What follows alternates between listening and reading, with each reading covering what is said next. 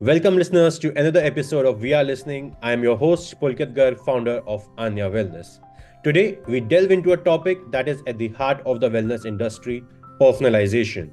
We are honored to have a distinguished guest with us, Sidhharth S. Kumar, a pharmacist turned into astronumerologist and music therapist, who brings a unique perspective to personalization in wellness through his extensive experience and research. And as we get up for our conversation with Siddharth, let's explore why personalization is becoming the need of the hour in the wellness space. Welcome, Siddharth. Thanks, Pulkit. We are glad to have you here. And personalization is really something that's very close to my heart. But before we get into our whole conversation of personalization in the healing space, I would really like to understand what really inspired you to transition from being a pharmacist to an advocate of natural healing. So that's a very interesting question to ponder over. Pharmacy education was something, it's a building block. When I call it a building block, you need to understand human anatomy and physiology, irrespective of the modus of healing you work. So whether you work with natural healing or anything, so you need to understand how a human body functions. Mhm. And besides doctor or say nurses or paramedics, the pharmacists are one such qualification who understand human anatomy and physiology quite significantly. So this is what drives me to that on that. Second thing is that if we talk about pharmacy education in India at the moment, it not only talks about the chemical drug, it also talks about the drugs which comes from the herbs, what we call it a pharmacognosy.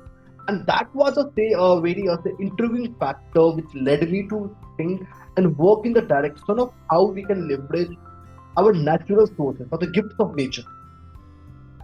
Mhm. What another factor which was more motivational was more of a say the social impact driven.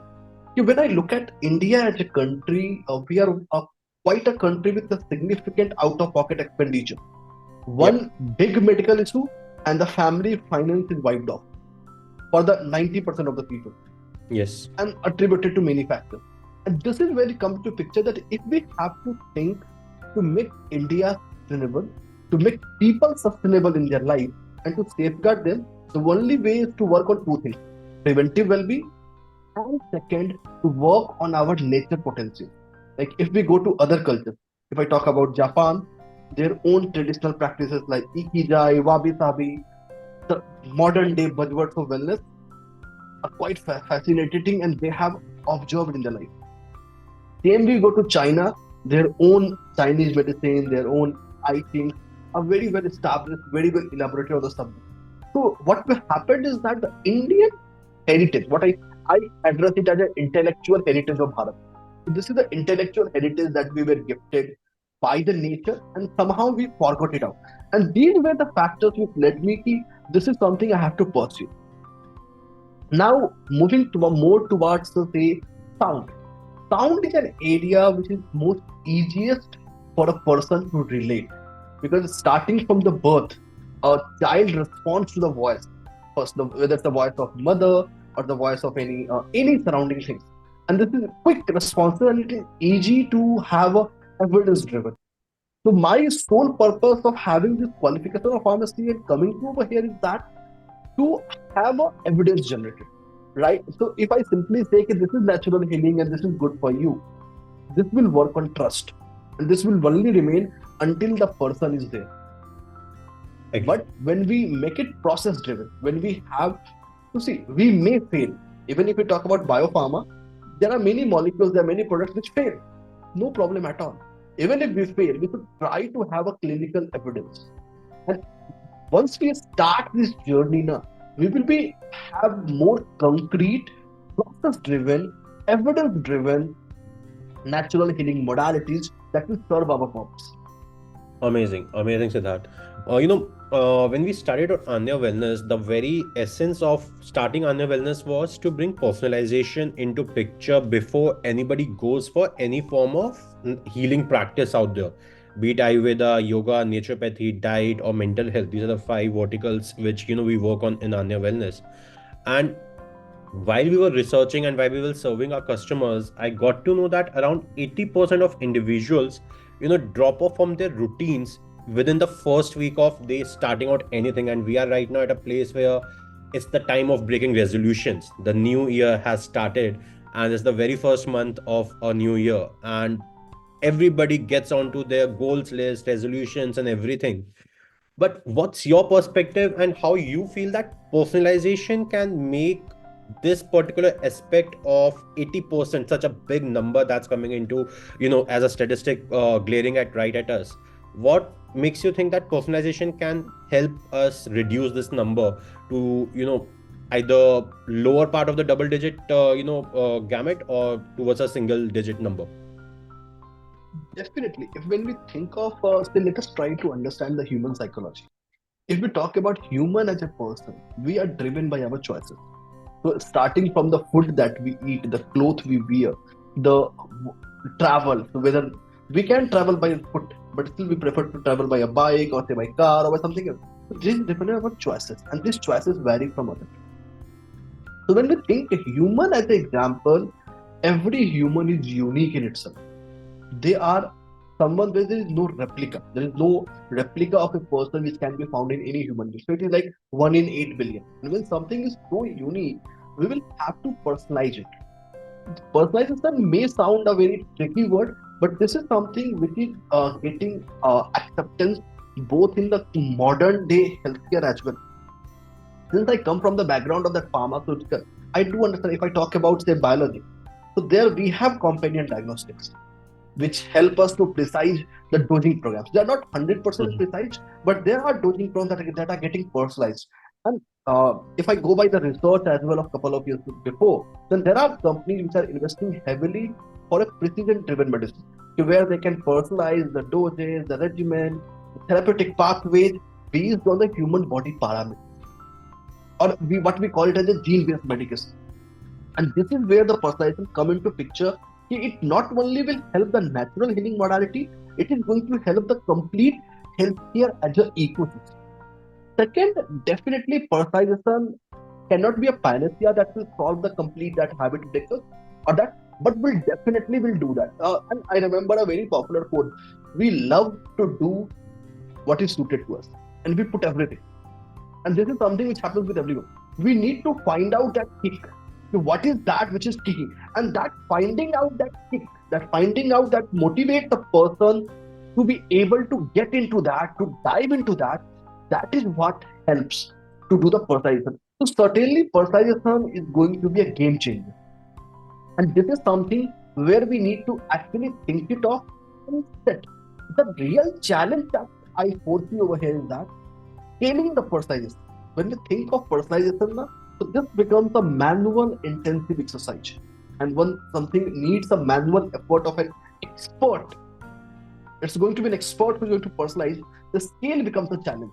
So this is really going to see with technological advancements, see how personalization can be scaled and scaled without diluting its efficacy, without diluting its impact on the persona. Because there are attempts of, say, digitizing the personalization, but what has happened is that the personalization has got diluted.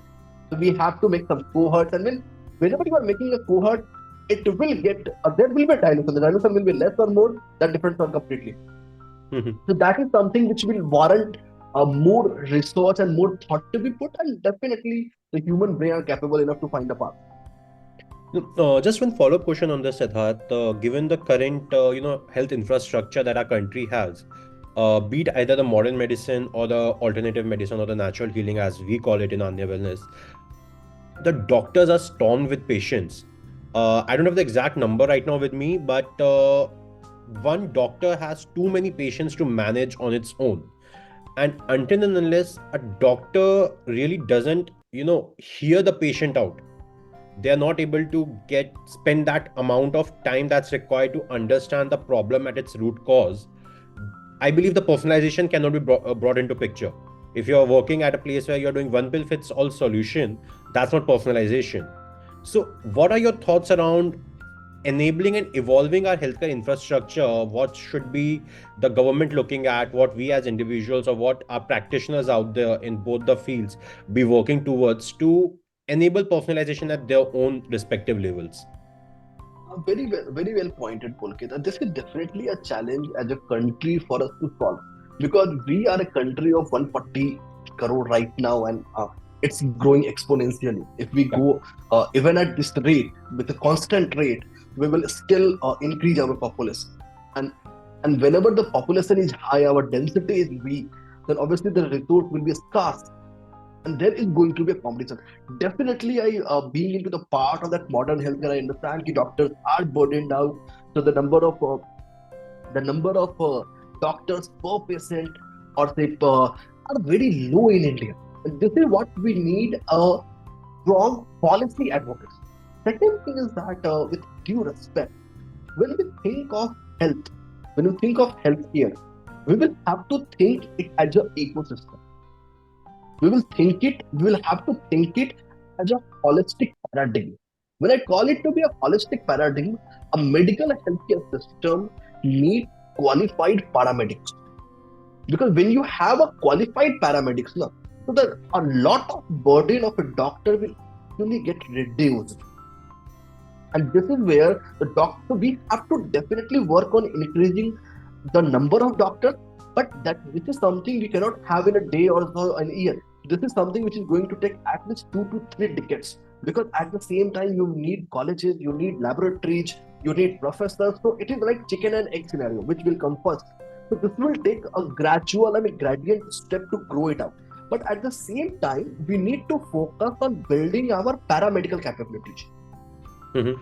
So the real art, so not really of personalization, but a significant area of, especially talking about the counseling part, is something where the paramedics can be a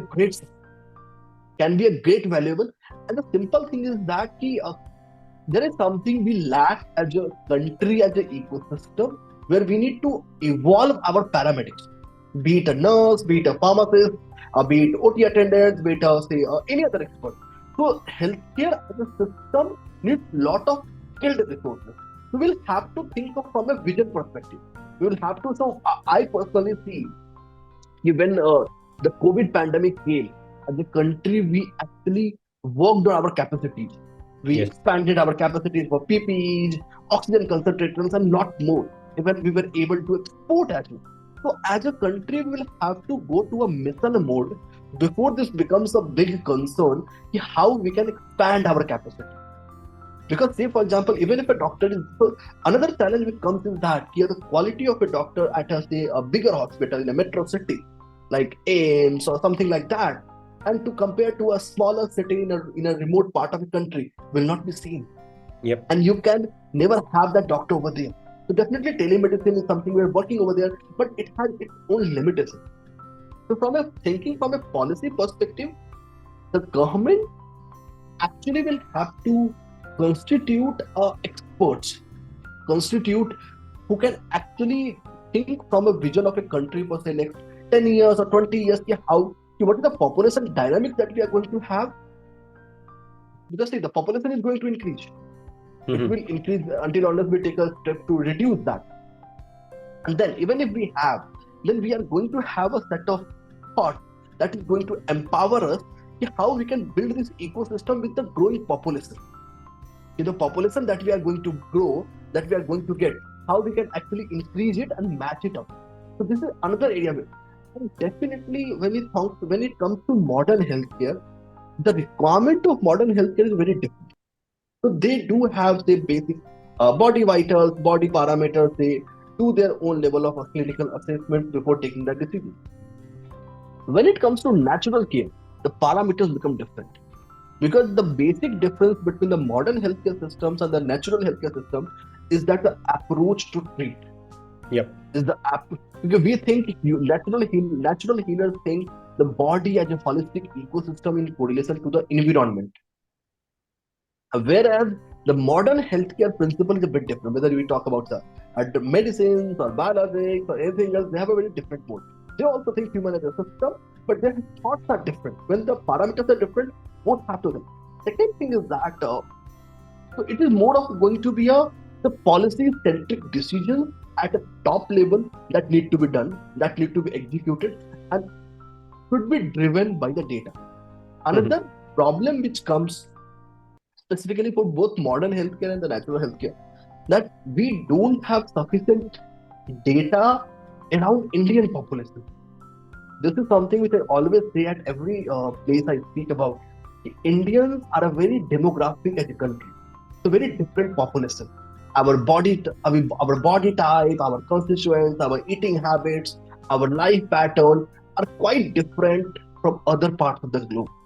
And when we think of a modern healthcare and adopting it to the India, things may work, may not work. It's going to be hit and trial. So this is where we another thought is that how we can promote something which is India driven. It's not about India driven, but it's focused on the people of the India, what they need. Just to put a real number, if I talk about Indian body types, so our HDL levels when compared to the HDL level of a person born in US are quite different. So the approach of management of cardiovascular diseases changes in the both the worlds.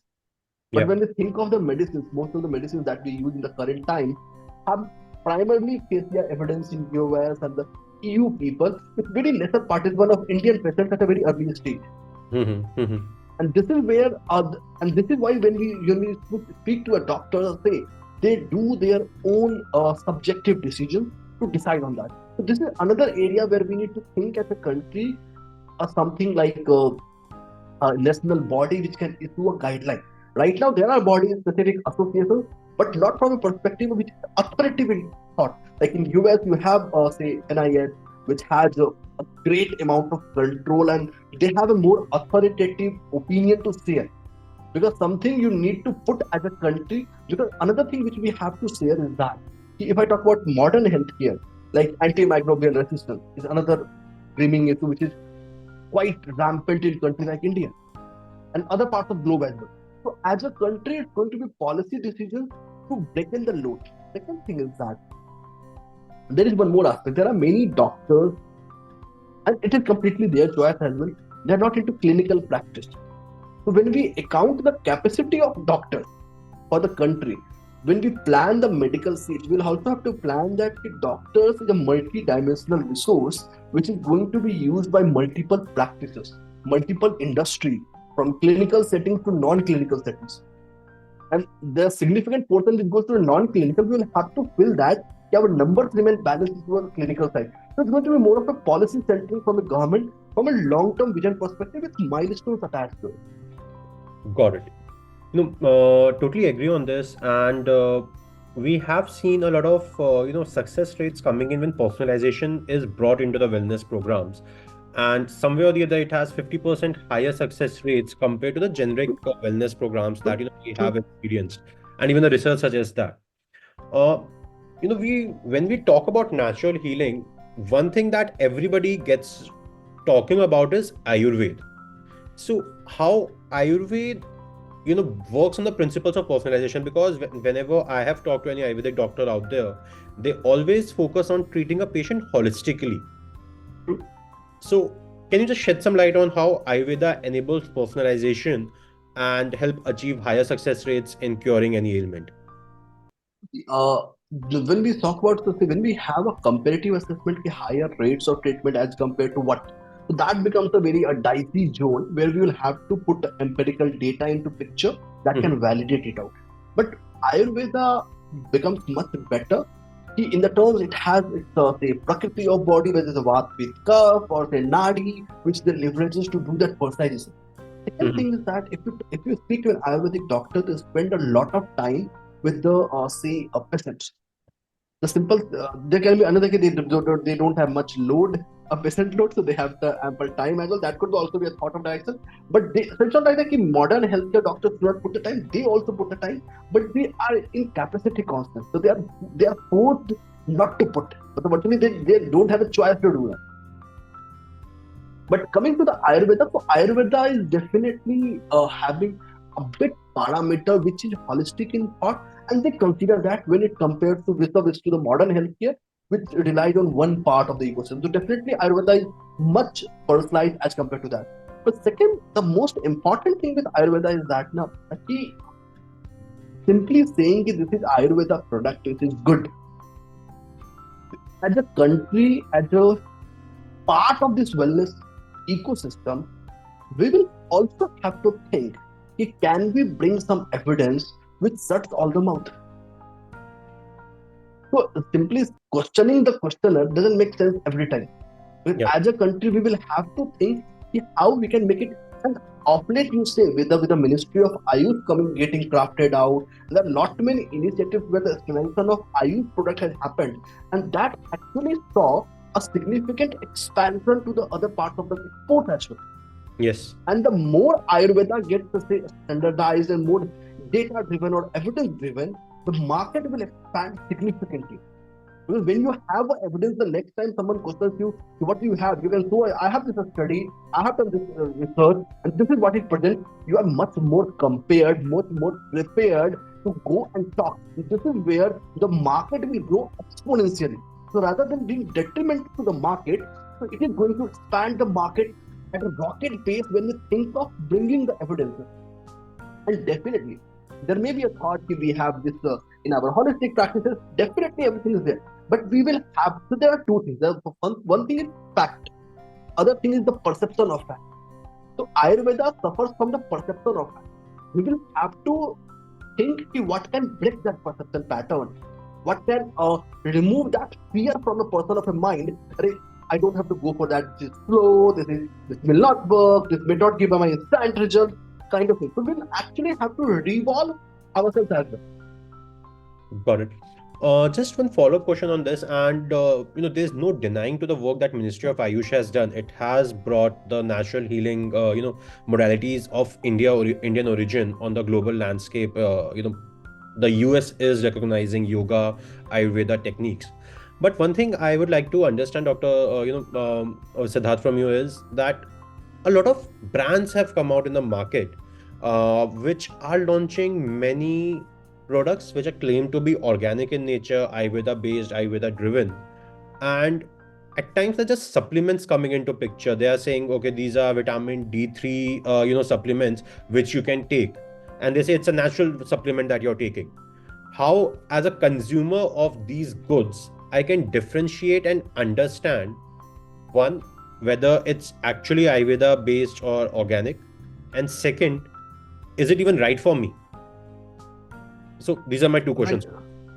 Very true. So as a consumer, so this is what I was talking in the last answer as well. So there are few things which we need to bring as a policy. When I talk about policy now, so why the modern healthcare is regulated? Because there are regulatory mechanisms which control.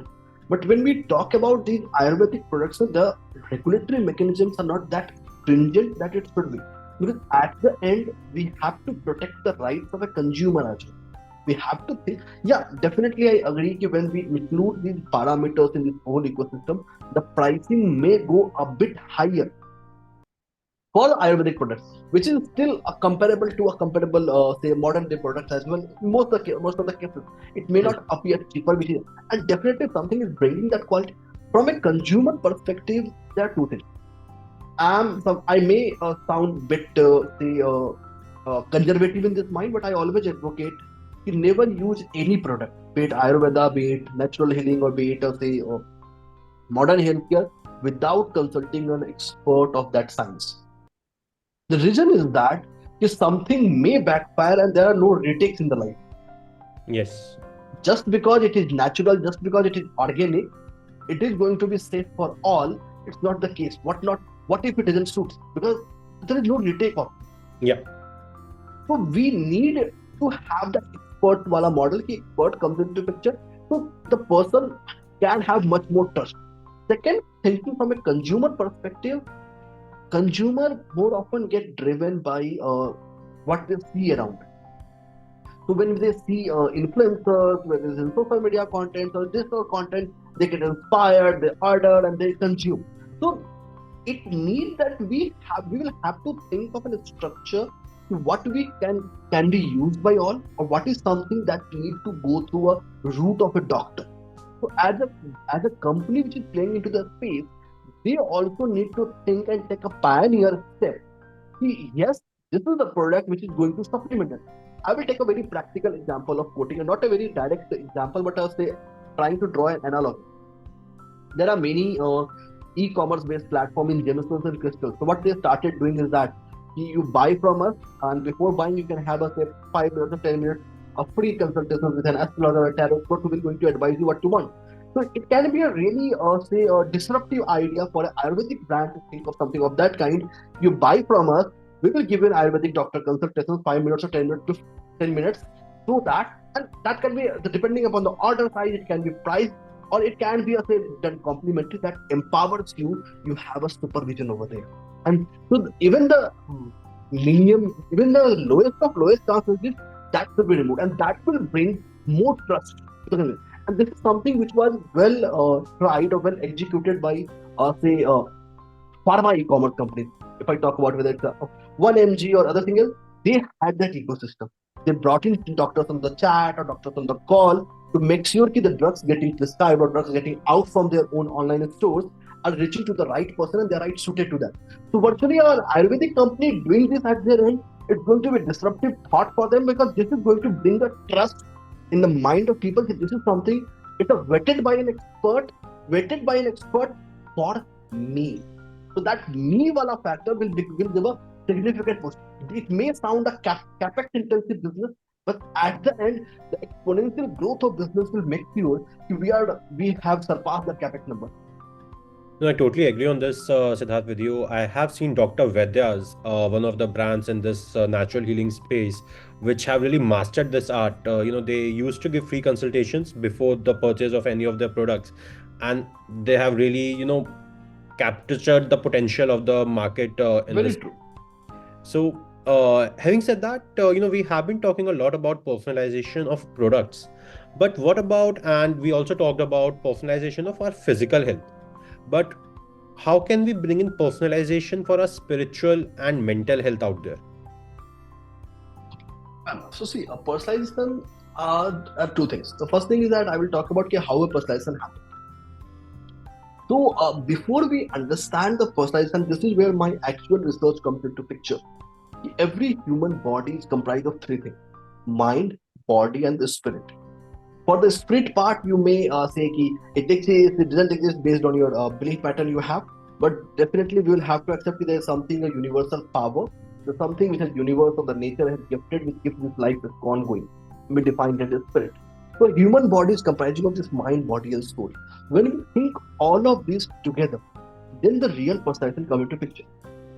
When we think of body as a personalization tool, then you have like BMI, you have weight, you have height, you have a fat to bone ratio, and you have a number of parameters that take care of a physical body. When it comes to your emotional or your social health, this is where your need of personalization come into picture, and this becomes a subjective decision of an expert. How you rate that. So this is where I was talking about initially, the scaling will become challenge. The scaling will actually become a challenge because there is no instrument. Just say, for example, if I want to know a blood sugar, I can simply prick and know this is my blood sugar. But if I want to know how I am feeling emotionally, there are no very concrete evidence-driven product, evidence-driven solution that can give us an instant result in 10 seconds or 1 minute. The person will have to go through a say consultation session with an expert who after a point of time will be able to give an opinion on the emotional and the spiritual health, and that is also going to be a subjective opinion of that expert, which obviously can be countered by another expert. So this is where actually we'll have to think if how as an ecosystem we can do that, how we can empower that method. So that is where the real personalization will come into picture, that we have to think from all of these three parameters, and this is where my complete research comes into picture. Amazing, amazing. Siddharth, we would like to wrap up this episode by understanding some of the leading players right now in the industry who are making personalization as the core of their overall business model. Can you name some players out there? So see, when I talk about say personalization in the industry, there are many. So, but what I personally feel what they have done is that they have primarily leveraging the demographic parameters to do the personalization. And all the players you see in the current market, they are exclusively focused on that. So they have not taken the consideration of the holistic ecosystem of that. So whenever we come into picture, we as a company or I as a researcher have done, we have made sure that we have taken the care of all these three. What we do is that for the mind, we are leveraging the psychology, pure psychometric assessment based on a questionnaire and a consultant opinion. Then we have for the body, we have complete, say, Ayurveda to give us the picture with a synergistic combination of modern healthcare ecosystems as well.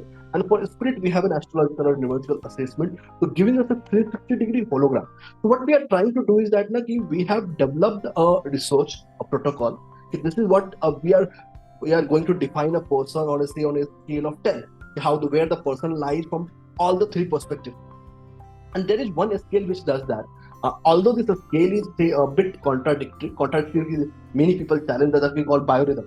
So there's a principle which was used in World War II around that. Biorhythm, it was extensively used at that point of time. So definitely something we are trying to do in much better and much personalized manner, where we are leveraging the beauty of traditional heritages of Ayurveda, astrology, putting them together and bringing a personalization scale which differs. Right now, sorry for that, but I don't see any player which is doing a significant amount of personalization besides the demographic one. So most of the personalization revolve around that demographic ones, which takes care of the physical body well apart. And I feel it's a half-hearted personalization at the moment. Got it. Um, I've seen Vellum out there that has been working in this space of personalization. So their assessment plans do come into picture, considering the spiritual, mental, emotional, and your physical health aspect as well. But yeah, even the assessments with Vellum, I believe they need to go a little bit more deeper. But yes, I have seen them doing a pretty good job out there in the market, and there are a few more other players as well, which have been, trying to make a dent in the space of personalization and going in depth of it. So, listeners, if you know of any startup or any player in the industry which you feel we have missed out and is doing really great in the field of personalization, do let us know in the comment section or tag them, in the post that will be shared for this particular podcast. Thanks a lot, Sidharth, for coming on this episode. Pulkit will add one thing on that. So when we think of a, so sorry to come on that. So when we think of like a personalization, the real challenge comes is that if we are not getting that method vetted. Mhm. So for me, a personalization to be a 100% sound, or say with a confidence to come, there has to be a back-end evidence. We'll have to put us a clinical evidence, whether you put it from a retrospective study or you put it from a, say, a population driven study. That is where the real trust of people is going to come. Because if we have to remove this alternative word from this natural philosophy, because this is the mainstream healthcare, so we call it as alternative healthcare, so we have to make this alternative as a mainstream now. We will have to put our focus on the clinical evidence, and this is where we are primarily committed. That we hadn't launched our method to the market. The simple reason is that the method is ready, research is ready, we can put it in the market as and when we want, but we want to have a solid clinical evidence on the method. Yes, then we put in the market with the confidence that this is, and definitely our method may fail in the clinical studies. We are happy with that failure, but rather than betting around the bush, it's better to put with the confidence of an evidence. So this is what will need a personalization test to qualify. Rather than getting told on the trust, we will have to have an independent evidence. That is what which will be a disruptor for the segment. Got it. So thanks, Siddharth, for adding that. So listeners, if you have any queries or any questions, please feel free to reach out to us, and we're more than happy to answer you. And stay tuned for our further episodes with Siddharth. Thank you. Thank you.